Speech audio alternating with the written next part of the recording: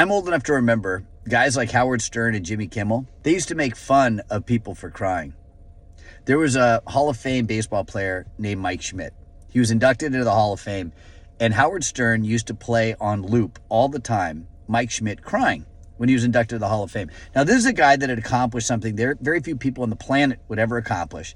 They were tears of joy, tears of gratitude, tears of humility for being inducted into the Hall of Fame. I mean, these are tears I could get behind. It was still funny as hell when Howard Stern did it.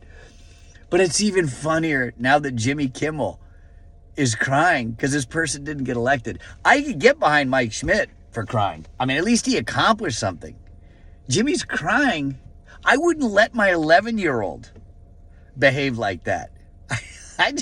And millions of Americans are laughing, I think, for a couple reasons. Number one, I love his line, you guys just don't realize it yet. Even Kamala says things are going to be fine. I'm telling you, Jimmy, it's going to be fine. You're going to be okay.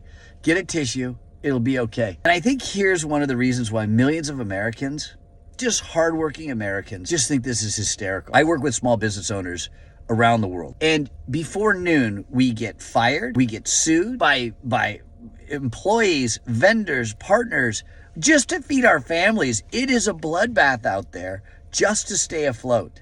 The cost of living has skyrocketed. We're struggling to make ends meet. We're working like dogs day in and day out. And I work with plumbers, HVAC owners, doctors, attorneys, med spa owners, hairstylists, you name it. But small business owners around the world, we're struggling just to survive. And the reason we don't cry is because we know it won't pay the bills. We don't cry because we know that will not change our situation. The only thing that changes our situation is pulling ourselves up and working through it, fighting through it, getting up every single day and getting after it. Something Jimmy hasn't figured out or maybe forgotten.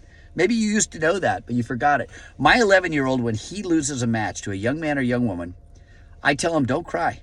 There's not going to be any crying. You're going to shake that person's hand, and you're going to look at that young man or young woman, whoever beat you, and you're going to think to yourself, next time I'm going to get you. You hold your head up, you shake their hand, and you move forward. Small business owners have already figured something out that Jimmy doesn't know. Regardless of who's in the White House, we will continue to fight and struggle and win and do whatever we can to feed our families, because that's what we do. I just think it's great.